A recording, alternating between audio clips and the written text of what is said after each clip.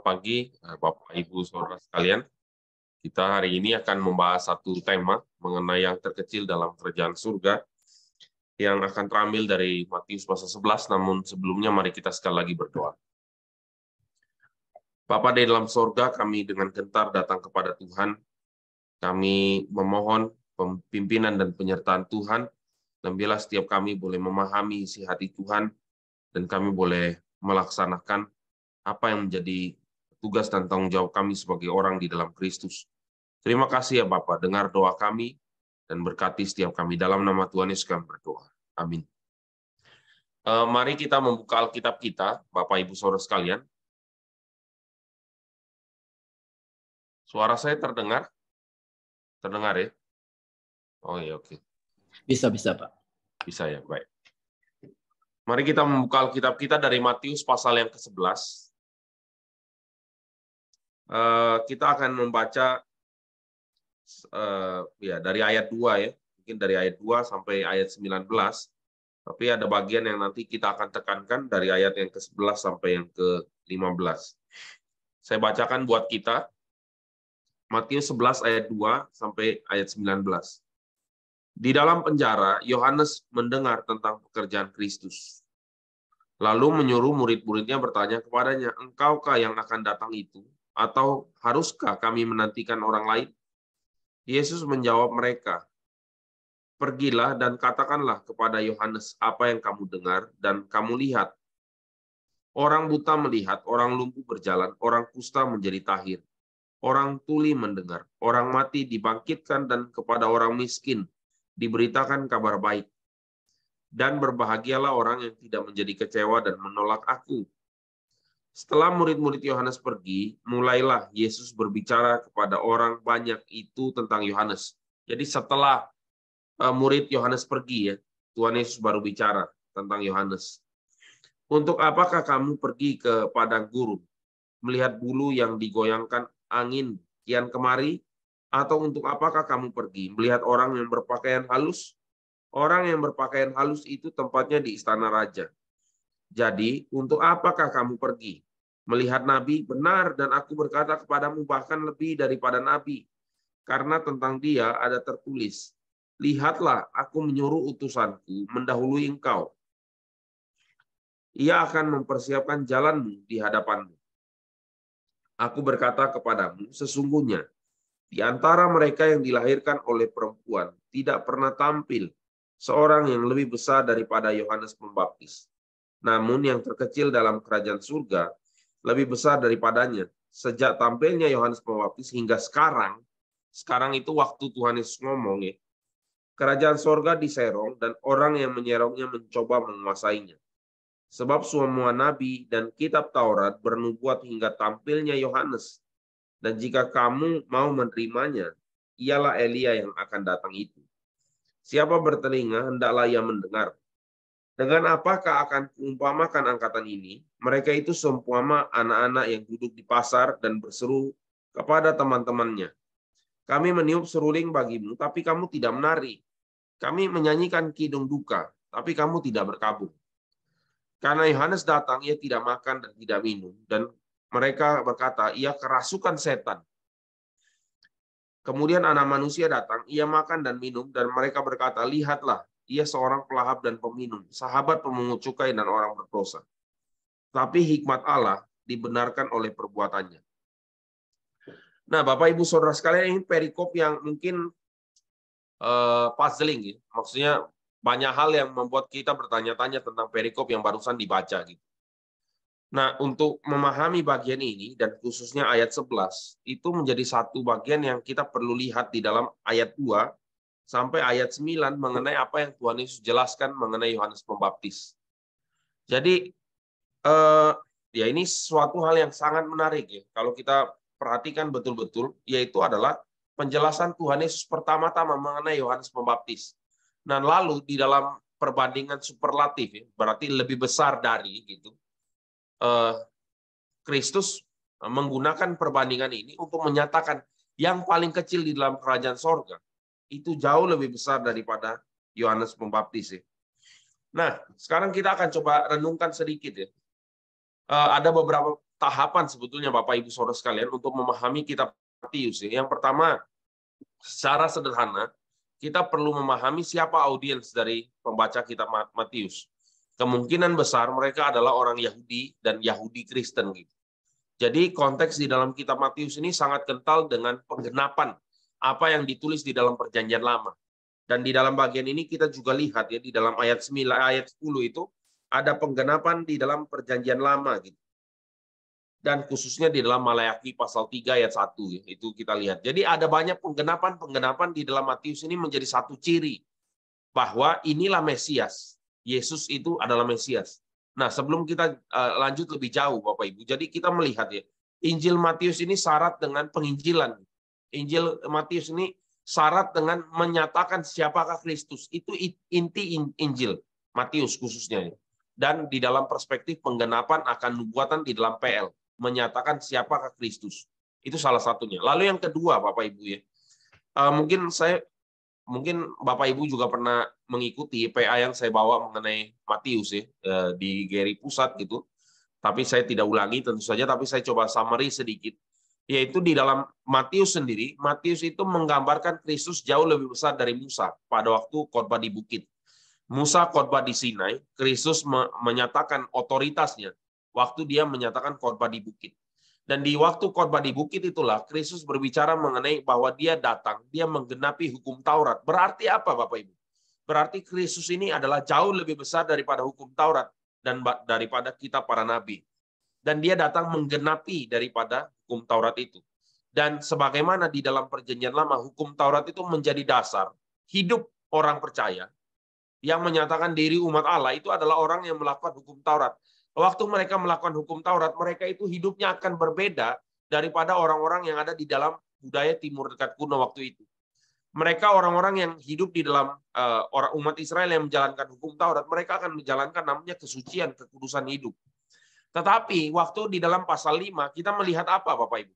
Kita melihat bahwa Yesus mengatakan, kalau hidup keagamaanmu tidak lebih baik daripada orang Farisi dan ahli Taurat, kamu tidak mungkin masuk ke dalam kerajaan sorga.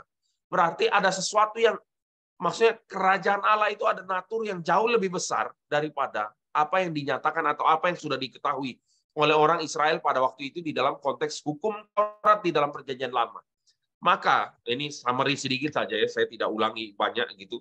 Maka di dalam salah satu contoh, dikatakan nih, kamu sudah mendengar jangan membunuh. Tetapi aku bilang kepada kamu, barang siapa yang marah kepada saudaranya, dia itu layak untuk dihukum. Yang mengatakan kepada saudaranya itu kamu tidak ada otak misalnya, kamu tidak ada hikmat, itu layak dihukum. Dan bahkan barang siapa yang mengatakan kamu bodoh gitu, itu juga layak dihukum. Jadi Bapak Ibu ya, kita bayangkan ya, di dalam Perjanjian Lama dikatakan bahkan kalau kamu membunuh kamu dihukum. Tetapi Yesus bilang kalau kamu marah kamu dihukum. Jadi kita bisa lihat ada satu natur perbedaan yang besar gitu antara Perjanjian Lama dengan apa yang kita lihat sekarang di dalam New Kingdom of God. Nah, sekarang saya loncat sedikit ya, nanti kita akan balik lagi. Dan Yohanes Pembaptis ini itu adalah belong kepada Old Testament gitu. Dia adalah bagian di dalam Perjanjian Lama. Oleh sebab itu, maka Kristus nanti bilang yang terkecil lebih besar dari Yohanes Pembaptis. Kenapa? Karena orang-orang yang ada di dalam kerajaan sorga, which is adalah yang ada di dalam Perjanjian Baru, di dalam Kristus gitu. Mereka ini adalah belong atau mereka sudah masuk ke dalam yang dipahami sebagai New Kingdom of God gitu. Kalau kita pakai terminologi old ya, Perjanjian Lama. Jadi mengenai kerajaan Allah, kerajaan sorga, itu kita adalah orang yang berada di dalam Kristus. Itulah kita yang punya satu natur yang dibukakan mengenai satu kehidupan yang jauh lebih besar gitu. Nah ini salah satu ya. Jadi kita lihat satu introduction. Nah di dalam khotbah di bukit ya, pasal 5 sampai 7 itu menyatakan bagaimana orang percaya harus hidup. Jadi Bapak Ibu, kalau kita merenungkan Taurat, kita memahami ya, itu adalah dasar daripada orang Israel hidup. Dan sekarang waktu kita merenungkan salah satunya adalah Matius pasal 5 sampai 7, itu menjadi dasar bagaimana orang percaya hidup gitu. Dan ini menjadi satu pergumulan kita. Kenapa? Karena ya Kristus menjelaskan bagaimana orang percaya harus memahami hukum Taurat. Yaitu berbicara bukan hanya penampilan luar, tetapi hati yang diubahkan. Orang yang bisa melakukan apa yang Kristus katakan di dalam Matius pasal 5 ayat 7, itu hanya orang yang sudah dilahirbarukan.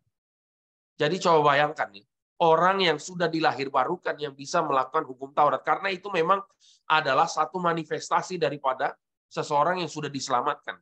Jadi nanti kita bisa, Bapak Ibu bisa lihat sendiri ya, renungkan lagi pasal 5 sampai 7 itu kan bicara banyak sekali hal ya, mengenai bagaimana menafsirkan hukum Taurat ya, itu perihal membunuh, berzina, terus marah gitu ya, beribadah.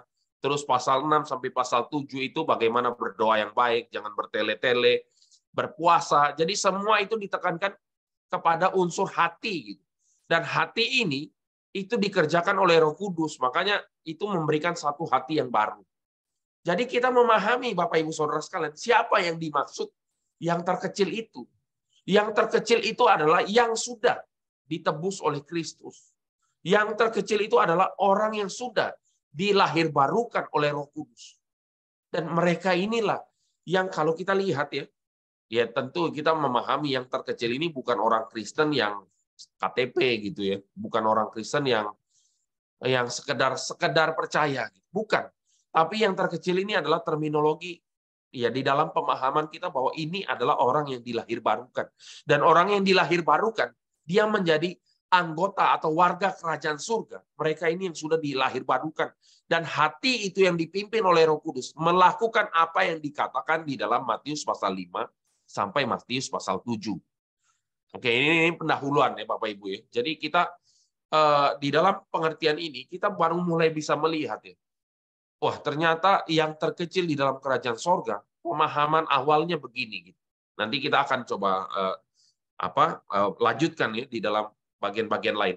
Nah, sekarang Bapak Ibu, kita masuk di dalam beberapa bagian ya. Dan di dalam pasal kita ini, kita adalah di dalam pasal ke-11 gitu. Tetapi di dalam bagian sebelumnya, itu berbicara mengenai misalnya dari setelah selesai khotbah di bukit, itu dari pasal 8 sampai pasal 9, itu bicara apa, Saudara? Itu berbicara mengenai otoritas Kristus yang begitu besar. Jadi kalau kita lihat nanti di dalam pasal 9 sampai pasal 10, ya kalau kita lihat perikop-perikopnya saja, kita akan bisa melihat bagaimana Kristus itu mempertunjukkan atau mempertontonkan otoritas dia sebagai Mesias. Jadi ya mengenai penyembuhan orang kusta, menyembuhkan orang perwira di Kapernaum, angin ribut diredakan, orang kerasukan disembuhkan, orang lumpuh disembuhkan ya dan seterusnya ya. Jadi kita bisa melihat satu pertunjukan kuasa atau otoritas Tuhan, Mesias. Dan di dalam bagian ini sekali lagi baik kita sadari atau tidak, orang yang berada di dalam kerajaan sorga itu Kristuslah sebagai kepala. Kristus yang adalah Allah, yang berotoritas. Dialah yang memimpin kita. Bahkan kalau kita loncat di dalam surat-surat Paulus, ya, dikatakan bahwa Kristus itu adalah kepala dari jemaat, gitu. Kepala tubuh, dan kita anggota tubuh Kristus. Jadi di dalam pemahaman, kalau kita melihat struktur Matius, dan kita melihat menggunakan Matius pasal 11 ayat 11 sebagai kacamata untuk membaca, gitu. Kalau kita pakai kacamata ini untuk membaca ya yang terkecil dalam kerajaan sorga, kita tentu akan melihat siapa yang paling besar di kerajaan sorga ya tentu saja Kristus sendiri gitu kan. Nggak ada yang bisa lebih besar daripada Kristus. Itu salah satu pemahaman yang kita ketahui gitu. Dan dialah kepala, dia Allah, dia adalah manusia, dia yang berotoritas, dia yang menguasai segala sesuatu. Bahkan kalau kita baca Kolose nanti, itu tidak ada sesuatu yang diciptakan di luar dia. Dan tanpa dia tidak ada sesuatu pun yang dijadikan. Dia adalah kepala dari segala sesuatu. Dia menyatukan baik yang ada di bumi maupun di sorga, yang kelihatan maupun yang tidak. Jadi Bapak Ibu Saudara sekalian, bagi kita yang adalah warga kerajaan sorga dan melihat Kristus yang sedemikian berkuasa, yang sedemikian berdaulat gitu, itu adalah satu pemahaman yang kemudian akan mempengaruhi seluruh hidup kita. Kenapa Bapak Ibu? Dan ini ya jawabannya adalah karena pada waktu kita menjalankan kehidupan kita di dalam dunia ini, kita hanya melihat kepada Kristus. Dan waktu orang melihat kepada Kristus, dia tidak lagi peduli dengan penilaian dunia. Tentu bukan dalam konteks cuek gitu ya. Orang kasih kritik kita tidak peduli, bukan dalam konteks itu kan ya. Tetapi kita lebih peduli kepada apa yang menjadi penilaian Tuhan, bukan penilaian manusia. Dan kembali lagi ke dalam Matius pasal 6 dan 7, orang-orang Farisi dan ahli Taurat yang mereka pedulikan apa, saudara? Yang mereka pedulikan adalah apa yang tampil di luar. Sementara Tuhan melihat apa yang di dalam. Makanya nanti ada golden rule ya. Apa yang kamu ingin untuk orang perbuat kepadamu, lakukanlah itu. Karena itu berbicara mengenai hati. Oke, jadi ini menjadi satu introduction ya, untuk kita memahami sekaligus mengenai ayat 11 ini dan sekaligus mengenai kitab Matius gitu. Nah, sekarang di dalam Matius pasal yang ke-11 itu mulai masuk ke dalam satu tema baru. Ya. Jadi kalau Matius 9 sama 10 itu berbicara mengenai otoritas Kristus, otoritas Mesias atau sang kepala ya daripada kita tubuhnya gitu. Jadi bicara otoritas, sekarang di dalam pasal 11 ada natur baru yang dinyatakan. Natur baru itu apa? Itu dari pasal 11 sampai pasal 12 ya. Yaitu adalah berbicara mengenai setiap anggota kerajaan sorga itu akan menerima satu perlawanan. Kenapa, saudara? Karena Kristus saja itu menerima penolakan, menerima satu perlawanan. Apa yang dia kerjakan itu ditolak. Nah, demikian juga nanti itu menjadi natur daripada ya orang yang berada di dalam kerajaan sorga. Kerajaan sorga, orang yang berada di dalam kerajaan sorga itu akan selalu menghadapi apa yang ditulis di ayat 12. Saya baca dulu ayat 12 ya. Sejak tampilnya Yohanes Pembaptis hingga sekarang, waktu Kristus ngomong ya. Tapi kemudian ini berlaku juga kepada kita sampai hari ini. Karena apa? Karena natur daripada pergumulan yang dihadapi kerajaan sorga itu tetap sama. Apa yang dikatakan ya? Kerajaan sorga diserong dan orang yang menyerongnya mencoba menguasainya. Itu naturnya. Jadi kalau kita melihat bagian ini, kita mulai bisa melihat ya. Yaitu dari awal kitab Matius itu menyatakan satu progres yang berkesinambungan. Mulai dari hukum Taurat dan diparalelkan dengan khotbah di bukit, berbicara mengenai otoritas Kristus, lalu berbicara mengenai natur pergumulan kerajaan sorga yang dihadapi. Jadi mulai satu-satu gitu, kita bisa lihat. Dan sekarang pasal 11 dan pasal 11 ini, ayat 11 dan 12, ini yang kita akan bahas secara lebih mendetail ya. Nah, sekarang kita akan masuk di dalam melihat satu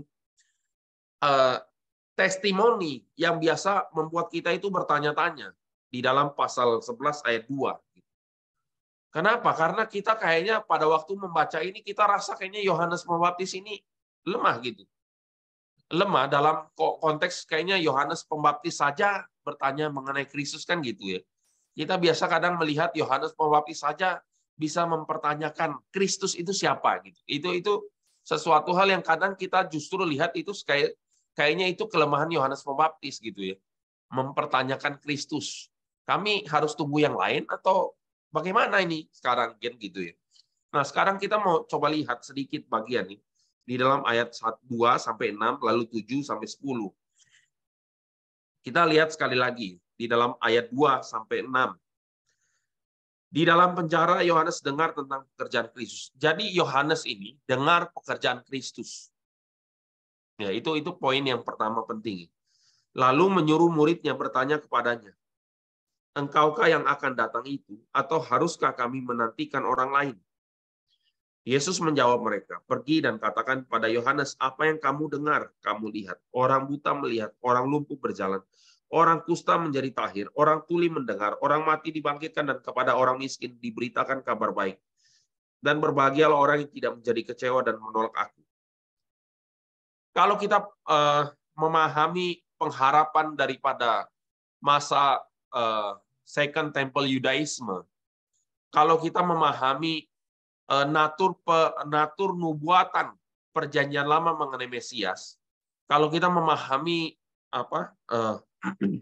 pergolakan yang terjadi di dalam konteks orang Israel pada waktu itu, kita akan menyadari bahwa apa yang ditanyakan oleh Yohanes ini bukan sesuatu hal yang muncul karena ketidakpercayaan. Nah, itu satu bagian. Kenapa? Karena Mesias yang mereka pahami itu, ya ini sudah sering kita dengar ya, itu adalah Mesias yang akan melepaskan mereka dari tawanan. Dan hari itu Yohanes Pembaptis ada di penjara gitu. Jadi mereka melihat Mesias itu, Mesias yang dilihat oleh mereka itu jauh lebih besar gitu. Secara pemahaman di dalam konteks secara fisik gitu. Itu yang dipahami. Mengapa? Pertanyaannya. Jawabannya gini. Karena di dalam perjanjian lama itu tidak bisa atau belum, bukan tidak bisa ya, belum melihat ada perbedaan antara kedatangan Kristus kali pertama dan kedatangan Kristus kali kedua.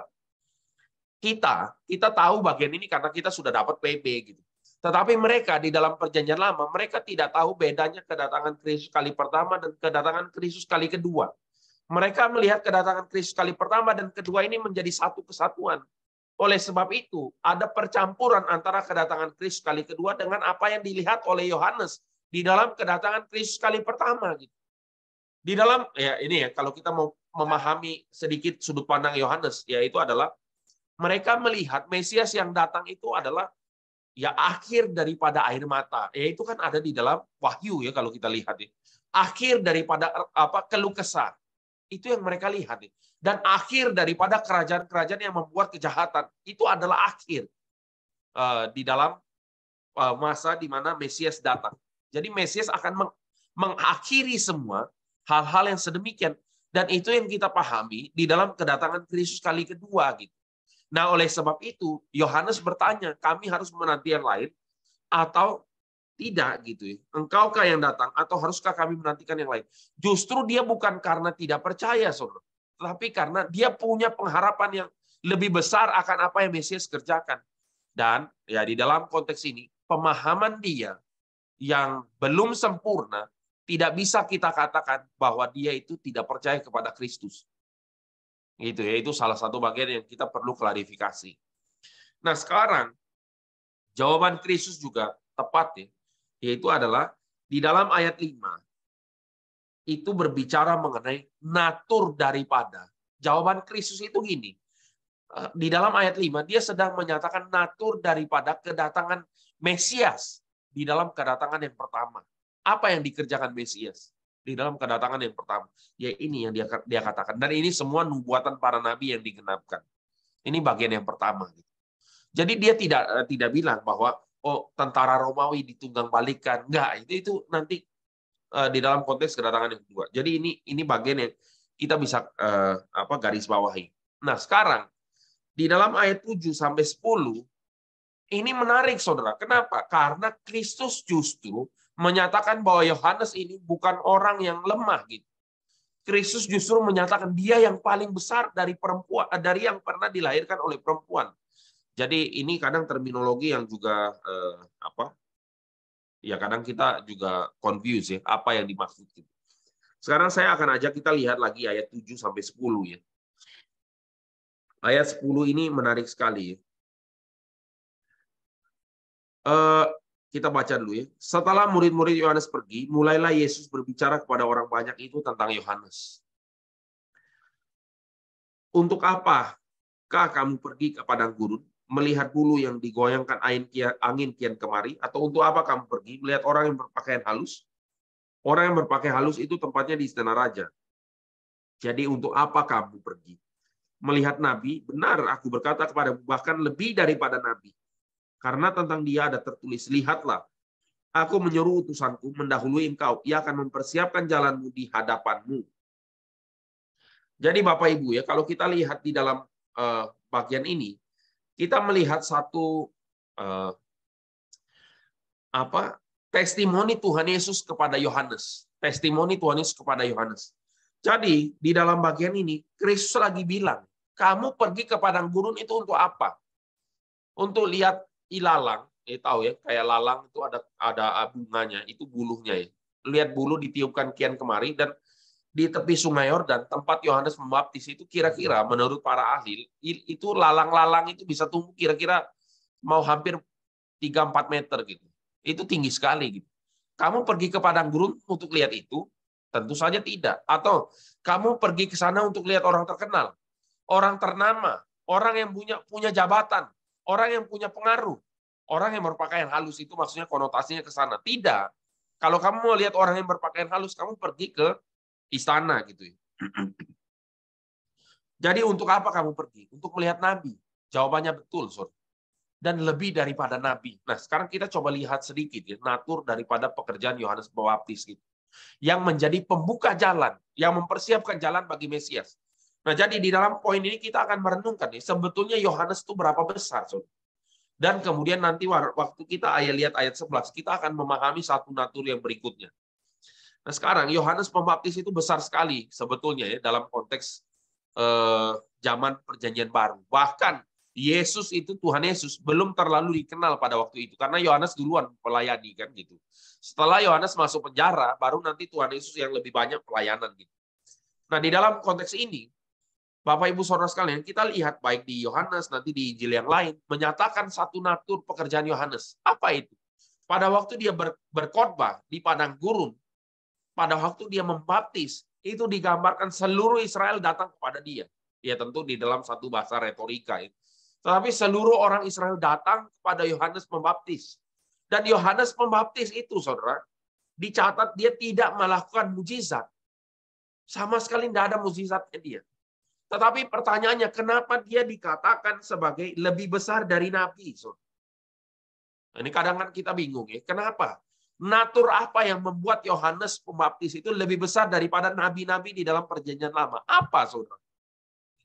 Kadang kita pikir, oh karena dia khotbahkan firman. Oh, enggak gitu, saudara. Kenapa? Karena nabi-nabi juga mengkhotbahkan firman. Plus ada mujizat-mujizat pula.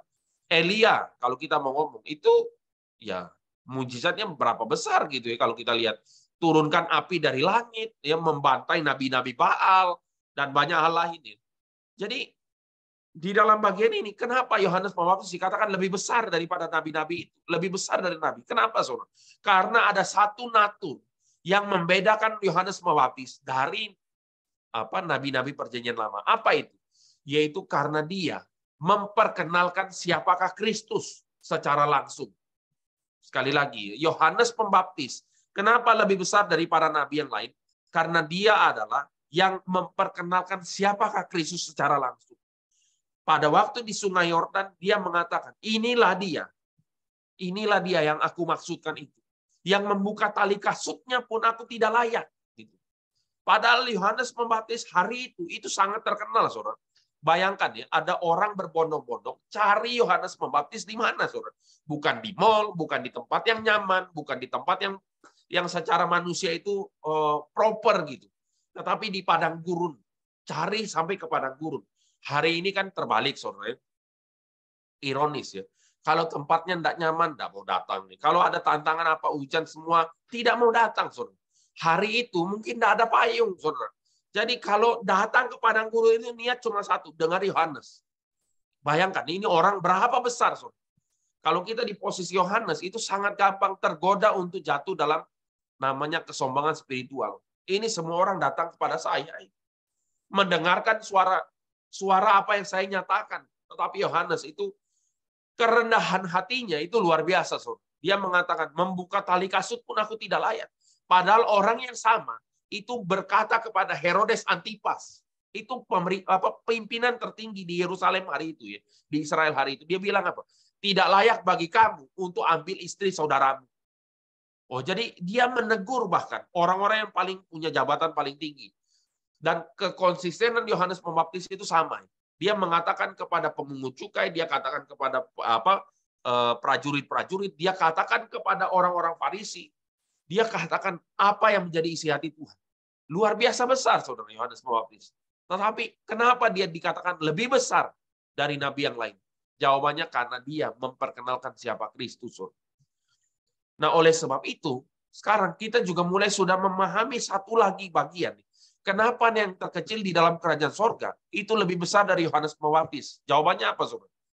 Karena Yohanes Pembaptis itu tidak memahami kepenuhan daripada Kristus. Bahkan di dalam bagian ayat 2 tadi, sampai ayat 6 yang kita baca, dia masih bertanya tentang siapakah Kristus. Padahal dia yang memperkenalkan gitu. Tetapi sekarang kita, saudara, yang ada di dalam kerajaan sorga, kita mengetahui siapakah Kristus di dalam kepenuhannya. Oh, ini luar biasa ya. Jadi bayangkan ya, Yohanes Pembaptis yang lebih besar dari nabi, itu dia Kalau dalam tanda kutip, dia hanya mengenalkan siapakah Kristus, tapi dia tidak kenal siapakah Kristus secara utuh. Dan hari ini, Bapak Ibu Saudara sekalian, kita itu mengenal siapakah Kristus di dalam kepenuhannya. Mengapa? Karena kita bukan hanya bisa membaca daripada Injil Matius sampai Wahyu, tetapi kita juga memahami apa yang menjadi isi daripada Perjanjian Lama yang digenapi oleh Kristus. Yang mana hari itu Yohanes Pembaptis tidak memahami bagian ini. Sehingga saudara, ketika kita sekarang memperkenalkan siapa Kristus, itu secara natur kita jauh lebih besar dari Yohanes Pembaptis. Jadi bayangkan ya, kalau Yohanes Pembaptis berseduh-seduh di padang gurun, bertobatlah gitu. Bertobatlah, berikan dirimu dibaptis, disucikan gitu. Dan mereka dan Yohanes Pembaptis itu memperdamaikan hati Bapa dengan anak-anaknya. Jadi ada pertobatan yang mempengaruhi relasi horizontal mereka gitu. Tetapi yang kita kerjakan, saudara, itu membawa orang kepada Tuhan. Mempertobatkan orang kepada Tuhan. Jadi ada satu natur yang baru yang menjadi ciri khas dari kerajaan sorga yang dinyatakan di dalam Matius. Nah, ini bagian yang kita harus tekankan, saudara. Nah, berikutnya tentu saja pergumulan kita untuk hidup berpadanan dengan satu panggilan kita. Berpadanan dengan identitas kita, itu satu pergumulan yang berikutnya. Oke, jadi dalam bagian ini kita sudah lihat ya. Yohanes Pembaptis itu berapa besar. Dan sekarang kita memahami natur daripada orang di dalam kerajaan sorga. Itu jauh lebih besar dari Yohanes Pembaptis. Kenapa, saudara? Bukan karena kitanya, tetapi karena siapa yang diberitakan. Kita besar. Maksudnya kita kenapa lebih besar dari Yohanes Pembaptis? Karena Kristusnya, saudara. Jadi tidak pernah kita bisa lepaskan elemen ini. Nah, ini yang penting. Sekarang ayat 10, saudara. Ini sebenarnya kalau kita baca baik-baik, ini sesuatu hal yang mengejutkan ya. Karena ada satu perbedaan dari Maleakhi pasal 3 ayat 1. Tapi kita nggak bahas lebih banyak ya di dalam Maleakhi 3, mungkin lain-lain waktu gitu. Tapi sekarang kita lihat di dalam ayat 10. Kalau kita baca pelan-pelan, saudara, kita akan memahami siapa yang bilang, siapa yang berbicara, dan kepada siapa ayat ini dinyatakan. Saya baca ya bagian ini sekali lagi. Ayat 10. Karena tentang dia ada tertulis. Dia ini siapa? Dia ini adalah Yohanes ya. Yohanes. Tentang dia ada tertulis ya, Yohanes. Yang bilang ini siapa? Yang menyatakan bagian ini siapa? Ini Tuhan ya, Yahweh gitu. Atau kalau kita mau ngomong ini Allah Bapa. Oke, Allah Bapa. Jadi Allah Bapa yang berbicara. Dan dia berbicara kepada siapa, saudara? Di dalam ayat ini kita lihat ya. Lihatlah, aku itu siapa? Bapa ya, Yahweh. Aku itu Bapa. Menyuruh utusanku itu siapa? Yohanes Pembaptis. Mendahului engkau. Engkau itu siapa, saudara? Kristus. Wah, ini luar biasa ya. Jadi di dalam bagian ini Matius itu tulis atau menafsirkan Maleakhi, yaitu adalah Bapa berbicara kepada anak. Oke, ia akan mempersiapkan jalanmu di hadapanmu. Jadi ini satu bagian yang besar sekali. Kenapa, saudara? Karena di dalam bagian ini, Kristus itu bukan saja menyatakan siapakah Yohanes Pembaptis, tetapi pada saat yang bersamaan, Kristus lagi menyatakan siapakah dirinya. Saudara. Dan itu setelah murid-murid Yohanes pergi. Gitu, ya. Dia menyatakan siapa Yohanes Pembaptis, dan dia menyatakan siapakah dia. Dia adalah yang menggenapkan nubuatan Maleakhi gitu. Di dalam Maleakhi pasal 3 ayat 1. Ini luar biasa, saudara. Jadi Kristus pada waktu yang bersamaan menyatakan otoritas Yohanes Pembaptis, tetapi pada waktu yang bersamaan dia menyatakan dialah Allah yang dimaksud. Dialah yang dimaksud, saudara. Nah, ini sesuatu hal yang besar ya, di dalam Matius pasal 10 ini. Pasal 11 ayat 10. Nah, sekarang kita masuk ke dalam natur berikutnya ya. Secara sistematis kita akan coba membandingkan apa saja yang menjadi poin di dalam ayat 11. Jadi kita sudah ada beberapa hal yang kita bisa lihat tadi di dalam pemahaman kita yang terkecil dalam kerajaan sorga ketika dibandingkan dengan Yohanes Pembaptis. Saya baca lagi ayat 11. Aku berkata kepadamu, sesungguhnya di antara mereka yang dilahirkan oleh perempuan Tidak pernah tampil seorang yang lebih besar dari Yohanes Pembaptis. Namun yang terkecil dalam kerajaan sorga lebih besar daripadanya. Sekarang ya kita bisa lihat ya. Ini sebenarnya idiom ya. Yang dilahirkan dari perempuan itu kayak satu kalimat idiom atau kayak peribahasa. Itu menyatakan mengenai kingdom of men. Jadi sebelum kerajaan sorga dinyatakan, itu adalah semua yang dilahirkan oleh perempuan itu mengacu kepada kingdom of men. Dan itu juga adalah masa sebelum kingdom of God dinyatakan. Lalu kalau kita lihat ya, di dalam konteks ini apalagi yang kita bisa lihat mengenai Yohanes Pembaptis.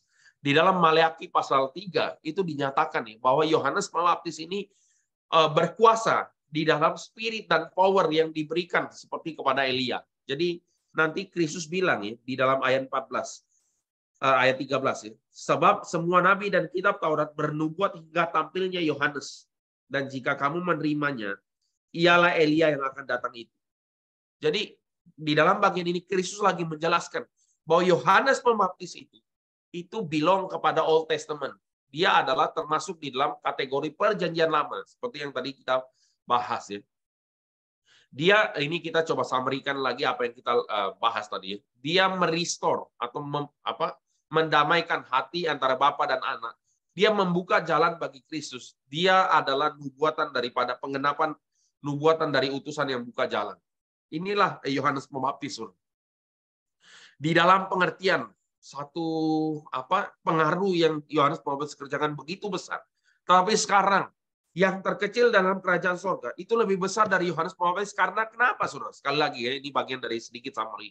Karena yang terkecil dalam kerajaan sorga, mereka itu sudah berada di dalam kerajaan sorga. Mereka sudah mengenal siapakah Kristus di dalam kepenuhannya. Mereka itu digerakkan oleh Roh Kudus dan di dalam kuasa daripada Roh Kudus di dalam Kristus. Dan pada waktu mereka menyatakan Kristus, yang di-announce itu adalah Kristus yang utuh, saudara. Dan di dalam konteks ini, kita menjadi utusan Kristus yang merestore antara Tuhan dengan manusia. Ya. Maksudnya, kita menyatakan bagian ini. Dan ya ini adalah bagian yang kita bisa lihat. Ya. Kita sekarang ada di dalam kerajaan sorga, di mana Kristuslah sang kepala, yang punya otoritas seperti yang kita tadi lihat di dalam pasal-pasal sebelumnya. Jadi ini yang kita bisa melihat ya, satu natur daripada orang di dalam kerajaan sorga. Dan sekarang pertanyaan yang untuk kita renungkan. Siapakah mereka yang terkecil dalam kerajaan sorga? Jawabannya, kitalah orangnya. Saudara. Coba bayangkan, berapa besar Yohanes Pembaptis? Luar biasa. Saudara. Tetapi kita secara natur, kita punya natur yang jauh lebih besar dari Yohanes Pembaptis. Tapi jangan langsung kita take it for granted ya saudara. Karena apa? Karena Yohanes Pembaptis itu di dalam kesalehannya, di dalam kesalehannya itu luar biasa ya. Dia punya kerendahan hati, dia punya perseverance, daya tahan, daya juang dan seterusnya. Jadi kita melihat satu bagian yang kita boleh teladani dari Yohanes Pembaptis ya. Satu kehidupan yang didedikasikan secara utuh kepada Tuhan. Tetapi secara natur Yohanes Pembaptis tidak lebih besar daripada kita yang sudah ditebus oleh Kristus hari ini. Coba bayangkan sekali lagi, waktu Yohanes Pembaptis melayani, dia dampaknya begitu besar. Dan hari ini harusnya kita juga demikian. Dan hal ini kita boleh renungkan, yaitu di dalam peristiwa Pentakosta, orang-orang yang paling kecil di dalam kerajaan surga, mereka siapa? Diwakilkan oleh rasul-rasul. Mereka diwakilkan oleh rasul-rasul. Dan apa yang terjadi setelah Pentakosta? Kumpulan nelayan, kumpulan orang-orang yang tidak terlalu tinggi edukasinya. Secara intelektual sepertinya biasa saja. Kumpulan-kumpulan orang-orang yang mungkin kerja kasar pada waktu itu. Mereka tidak dipandang. Murid-murid Tuhan Yesus ini tidak dipandang. Kenapa? Karena ada X pemungut cukai. Kayak gitu ya kira-kira. Terus ada nelayan-nelayan. Terus ada siapa lagi? Ya, kita bisa lihat Yohanes salah satu yang punya latar belakang yang baik. Tapi ya salah satu saja gitu. Selebihnya, Yohanes masih muda. Dilihat sebelah mata pada waktu itu, saudara. Dan kemungkinan waktu itu Yohanes Rasul itu belum 30. Orang yang dianggap dipandang itu umur yang di atas 30. Jadi kumpulan murid-murid Tuhan Yesus ini secara manusia kita bilang ini mereka ini siapa gitu. Kalau kita ketemu mungkin bukan orang yang menjadi objek disalamin ya, halo Pak, gitu. Bukan ya, saudara. Mereka orang-orang biasa. Tapi waktu kita lihat di dalam Pentakosta, mereka ini yang digenapkan naturnya ya, karena mereka memang menanti daripada datangnya Roh Kudus. Dan mereka ketika dipimpin Roh Kudus, coba baca kitab Kisah Rasul. Itu ada ledakan, saudara. Ledakan daripada pekerjaan Tuhan. Ada natur yang menjadikan bangsa-bangsa itu murid Kristus. Dan bukankah ini yang nanti menjadi penutup daripada kitab Matius? Pergilah, jadikan segala bangsa muridku. Beritakan, baptislah mereka dan seterusnya. Nah, ini menjadi naturnya, saudara. Oke, balik lagi ya, saudara. Kita akan bahas lagi sedikit lagi di dalam beberapa ayat ini ya. Di dalam ayat 12. Tadi kita sempat singgung sedikit ya. Sejak tampilnya Yohanes Pembaptis hingga sekarang, kerajaan sorga diserong dan orang yang menyerongnya mencoba menguasainya. Dan hari itu, waktu Tuhan Yesus bilang begini, orang-orang langsung sadar. Betul. Kenapa?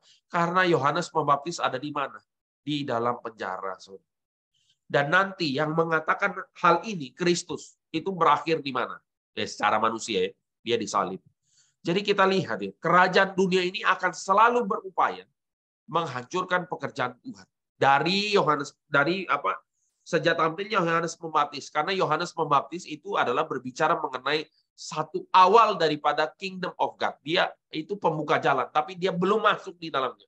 Nah, oleh sebab itu dikatakan sejak Yohanes Pembaptis berbicara mengenai kerajaan sorga. Kenapa Tuhan Yesus tidak ngomong sejak dari nabi-nabi yang lalu di dalam PL? Karena mereka belum masuk di dalam kingdom of God yang dinyatakan di dalam kitab Matius. Secara khusus itu Kristus lah ininya. Dan oleh sebab itu, Bapak Ibu Saudara sekalian, kita akan melihat satu natur yang akan kita alami juga, gitu. Yaitu ketika kita merenungkan firman, ketika kita melakukan firman, ketika kita menghidupi firman, ketika kita memberitakan firman, kita akan berhadapan dengan natur ini, yaitu kita akan berhadapan dengan oposisi. Gitu. Sebagaimana Kristus, Yohanes Pembaptis itu mendapat perlawanan. Demikian juga setiap kita, Bapak Ibu Saudara sekalian, ketika kita menghidupi Kristus gitu, secara natur kita akan langsung bermusuhan dengan dunia ini. Nah, jadi bagaimana dengan kita sekalian? Mari kita bergumul jawabannya. Kita bergumul, kita berdoa supaya benar sebagai orang yang dikatakan lebih besar dari Yohanes Pembaptis. Itu benar-benar menghidupi natur panggilan kita. Natur daripada pernyataan yang luar biasa yang sudah diberikan kepada kita, yaitu siapa? Kristus sendiri, saudara. Jadi, saudara, kalau kita mau tenang, aman hidup kita ya, secara manusia, jangan pernah beritakan Kristus. Karena sekali kita beritakan Kristus, akan ada permusuhan di situ. Iya, iblis namanya tidak senang ya, saudara. Oke, balik lagi ya. Kita akan lihat di dalam ayat 13 ya. Kalau bicara ayat 12 nanti, kita bisa bicara dari sudut pandang perjalanan sejarah. Kita lihat ya bagaimana para misionaris dan seterusnya ya, mendapatkan perlawanan demi perlawanan. Tapi hari ini kita batasi sampai sini. Ayat 13. Semua nabi dan kitab Taurat bernubuat hingga tampilnya Yohanes, dan jika kamu mau menerimanya, ialah Elia yang datang itu. Siapa bertelinga, hendaklah ia mendengar. Nah, sekarang kita mau coba lihat ya. Gambaran yang Tuhan Yesus nyatakan mengenai angkatan pada zaman Tuhan Yesus. Apa yang terjadi di situ? Ayat 16 sampai ya kita akan lihat dulu ayat 16 sampai 17 ya. Menjadi natur daripada orang-orang yang menjadi oposisi. Dengan apakah akan kuumpamakan angkatan ini? Mereka itu seumpama anak-anak yang duduk di pasar dan berseru kepada teman-temannya. Kami meniup seruling bagimu, tetapi kamu tidak menari. Kami menyanyikan kidung duka, tetapi kamu tidak berkabung. Jadi ada beberapa penafsiran. Ya. Salah satu yang mungkin kita bisa lihat adalah di dalam konteks seperti ini. Maksudnya sudah ada yang memberitakan mengenai kabar sukacita, tetapi kamu tidak meresponinya. Ini nanti akan paralel dengan ayat 18 sampai 19 ya. Jadi di dalam ayat pertama ini, ayat 17 ini, kami tiup seruling menyanyikan satu hal yang sukacita, tapi kamu tidak menari. Jadi ada berita sukacita, tetapi kamu tidak sukacita dengan kami. Itu angkatan zaman Tuhan Yesus. Kristus dinyatakan memberitakan berita sukacita kepada orang-orang di dalam zaman dia. Berita sukacita, berita kelepasan, penggenapan daripada nabi-nabi, nubuatan nabi-nabi. tetapi kamu tidak terima. Oke, ini yang pertama. Lalu yang kedua, kami menyanyikan kidung duka, tapi kamu tidak berkabung. Siapa yang menyanyikan kidung duka? Ini digambarkan. Yohanes Pembaptis itu menyatakan suatu suara pertobatan. Bertobatlah, berikan dirimu dibaptis. Harusnya orang-orang zaman itu meratap gitu. Berduka, tetapi digambarkan apa? Tidak berkabung. Wah, jadi ini dua hal ini menakutkan, saudara. Kalau ini yang kita lihat juga ada di dalam konteks hidup kita hari ini. Kenapa? Waktu kita beritakan bertobatlah, mereka tidak berduka. Waktu firman Tuhan menyatakan satu kehangatan murka Tuhan, mereka anggap dingin saja. Itu kan menakutkan, saudara. Kalau kita, ini mungkin juga dalam konteks ini adalah orang Israel itu kan umat Tuhan, ya saudara. Ini bisa digambarkan seperti gereja. Menakutkannya gini, pada waktu firman diberitakan, berbicara mengenai dosa, berbicara mengenai penghakiman Tuhan, yang meresponi itu tidak benar-benar meresponi, saudara. Jadi, ya sudah, dengar begitu saja dan tidak ada satu kegentaran dalam hati. Itu kan menakutkan, dan itu gambaran angkatan zaman ini. Yaitu namanya orang Kristen KTP lah, kira-kira demikian, saudara. Dan demikian juga waktu berita sukacita diberitakan mengenai keselamatan Injil dan kepastian di dalam Kristus, juga tidak ada sukacita. Hati yang sukacita karena diselamatkan oleh Tuhan tidak ada gitu. Dan ini menakutkan Bapak Ibu Saudara sekalian. Dan ini yang kita hadapi hari ini. Di mana orang-orang Kristen hatinya sudah menjadi dingin. Orang-orang Kristen sudah menjauh dari Tuhan. Tidak ada lagi yang sungguh-sungguh, maksudnya secara umum ya, kalau kita lihat ya. Negara-negara Kristen di mana mereka sekarang? Justru ada negara-negara yang paling banyak menentang Tuhan. Di Eropa, di Amerika, di Australia. Orang-orang Kristen bagaimana? Orang-orang Kristen yang sudah menyedihkan hati Tuhan. Mereka sudah kompromi dengan berbagai macam bentuk dosa. Tetapi mereka selalu mencari pembenaran untuk diri. Ini angkatan zaman sekarang, saudara. Dan ini menjadi satu hal yang membuat kita juga gentar. Gitu. Dan inilah satu panggilan yang kita mau gumulkan. Ya. Satu lagi ya, kita bahas satu perikop lagi. Setelah itu mungkin kita masuk dalam diskusi atau tanya jawab. Ya. Ayat 18 ya. Karena Yohanes datang, ia tidak makan dan tidak minum. Dan mereka berkata, ia kerasukan setan. Kemudian anak manusia datang, ia makan dan minum. Dan mereka berkata, lihatlah ia seorang pelahap dan peminum. Sahabat pemungut cukai dan orang berdosa. Tapi hikmat Allah dibenarkan oleh perbuatannya. Jadi ada dua bagian yang dinyatakan oleh Tuhan Yesus di sini apa, saudara? Gambarannya gini. Ada hamba Tuhan mungkin. Dalam konteks ini dulu. Yohanes Pembaptis itu, waktu dia memberitakan pertobatan. Yohanes Pembaptis itu apa yang dikatakan dengan apa yang dia kenakan itu konsisten. Dia berkabung gitu. Dia berkabung dan oleh sebab itu Bapak Ibu Saudara sekalian kalau kita lihat ya tradisi zaman dulu gitu ya. Hamba-hamba Tuhan kan kalau khotbah pakai baju hitam kan Saudara. Baju hitam terus di collarnya di sini ada kasih sesuatu yang putih kan di sini. Nah, itu tradisi yang sebenarnya sangat baik yaitu menyatakan bahwa lambang putih itu dilambangkan sebagai satu firman Tuhan yang keluar. Jadi itu sesuatu hal yang murni, yang kudus, yang suci. Tapi pakai baju hitam itu selain berbicara mengenai kelemahan ya, atau menyadari hamba Tuhan menyadari bahwa dia berdosa gitu. Tapi sisi lain menyatakan satu bentuk duka cita dan perkabungan. Seperti Heraklitos ya, pada waktu itu juga berkabung terus nih, menggunakan baju kabung. Dan di dalam konteks ini Yohanes Pembaptis memberitakan mengenai pertobatan dan dia menghidupi satu kehidupan yang piety atau pietisme atau kehidupan yang sangat susah dipahami oleh orang-orang yang mencari kenyamanan hidup. Jadi Yohanes Pembaptis bayangkan makannya apa? Makannya itu belalang, madu. Ya, terus bajunya bulu unta dan orang-orang Farisi itu, orang-orang angkatan zaman itu. Ya, orang Farisi ahli Taurat kan orang-orang yang agamawan dan rohaniawan ya, Saudara. Mereka bilang apa? Ini orang kerasukan setan. Mereka tidak dengarkan apa yang dikatakan oleh Yohanes Pembaptis, tetapi mereka hanya mengkritik daripada pakaian dan cara hidup Yohanes Pembaptis. Yohanes Pembaptis hidup sangat berduka. Coba bayangkan ya, kalau kita renungkan ya, kekuatan macam apa yang bisa membuat Yohanes Pembaptis berseru-seru di padang gurun? Yaitu ada satu duka cita yang tulus bagi bangsanya hari itu. Dia berkorban dan berkorban. Tapi Yohanes Pembaptis itu dipandang sebagai orang kerasukan setan. Coba bayangkan, saudara. Bayangkan deh. Inilah angkatan zaman itu. Dan ini juga gambaran hari ini. Hari ini kalau ada seorang hamba Tuhan yang memberitakan firman, menegur dosa, dibilang apa? Orang ini marah-marah terus, tidak ada Roh Kudus dia. Ya kan gitu, saudara ya. Tidak ada Roh Kudus. Roh Kudus kan penuh cinta kasih, apa semua kan gitu ya. Marah terus kerjaannya. Kita ya itu salah satu ya. Kita bisa lihat bagaimana dinginnya hati manusia mendengar suara Tuhan, murka Tuhan yang menyala-nyala. Mereka ngomong, ini orang tidak ada Roh Kudus nih. Ngomel terus kerjaannya kayak gitu. Ini satu, saudara. Lalu yang kedua, kita lihat di dalam ayat ke-19. Anak manusia datang, ia makan minum. Mereka bilang, lihatlah ia seorang pelahap dan peminum, sahabat pemungut cukai dan orang berdosa. Nah, ketika ada seorang hamba Tuhan juga ya, tapi dalam konteks ini loh kita lihat ya, Kristus itu dia memberitakan berita sukacita. Dia memberitakan kelepasan bagi orang-orang berdosa. Dia mencari orang-orang sakit, bukan orang-orang sehat. Dia datang untuk memberitakan kabar baik itu kepada semua orang. Dia beritakan berita sukacita dan dia rela dinyatakan seperti orang Farisi atau dia dinyatakan seperti pemungut cukai karena dia menjangkau orang-orang yang dipinggirkan, orang-orang yang dibuang, orang-orang yang dikucilkan.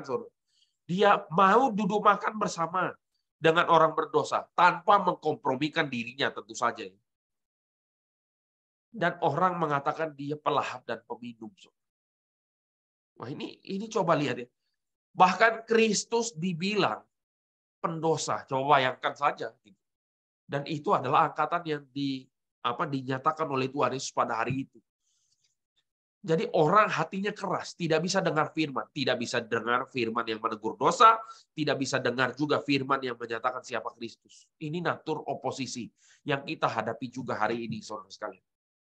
Jadi hari ini kalau kita mau beritakan tentang Tuhan Yesus, kalau kita mau menegur dosa, kita akan menghadapi tipe yang macam ini. Mulai dari Yohanes Pembaptis hingga Tuhan Yesus saat itu, bahkan sampai kita hari ini. Itu sama oposisinya. Jadi kalau kita ditolak, kalau kita dikata-kata ini, asal kita hati tulus ya saudara ya. Kalau kita dikasih kritik karena kita memang salah ya harus dengar, itu satu sisi yang lain. Tapi di dalam konteks ini, kalau kita sudah melayani Tuhan, tapi disalahpahami, di apa? Ya biasa saja saudara. Maksudnya jangan terlalu bawa perasaan ya. Kalau terminologi hari ini kan baper gitu ya. Kita melayani kok ditolak gitu. Itu biasa, natural itu. Karena kita menyatakan mengenai kingdom of God. Kita menyatakan siapa Kristus. Dan kita sekarang terakhir kita bersukacita. Kenapa? Karena kita adalah orang yang berada di dalam kerajaan sorga. Kita di dalam naturnya lebih besar dari Yohanes Pembaptis. Dan inilah pesan yang kita beritakan, pesan yang kita bawa. Jadi di dalam memahami ini, kita memahami ada satu natur mandat dari Tuhan. Tetapi juga ada natur perlawanan daripada kerajaan dunia. Dan biarlah kita menyadari bagian ini, kita boleh terus gentar. Dan kita juga boleh punya hati untuk menjangkau daripada orang-orang yang ada di dalam zaman kehidupan kita hari ini. Dan jadi berkat terus dari waktu ke waktu. Mari kita berdoa. Bapa dalam sorga, kami bersyukur untuk waktu singkat yang kami boleh merenungkan firman Tuhan. Biarlah dalam hidup kami boleh makin gentar. Kami boleh makin mencintai firman Tuhan. Mencintai umat Tuhan. Mencintai pekerjaan Tuhan. Dan biarlah di dalam hidup kami boleh menyatakan siapakah Kristus yang membawa orang kembali kepada Tuhan. Yang membawa orang boleh menjadi orang-orang yang disucikan dan dikuduskan oleh pekerjaan daripada Roh Kudus. Kami berdoa Tuhan yang memperlengkapi kami semua. Setiap kami, Tuhan yang terus gerakan juga hati kami untuk terus melayani Tuhan. Terima kasih Bapa. Di dalam nama Tuhan Yesus kami berdoa. Amin.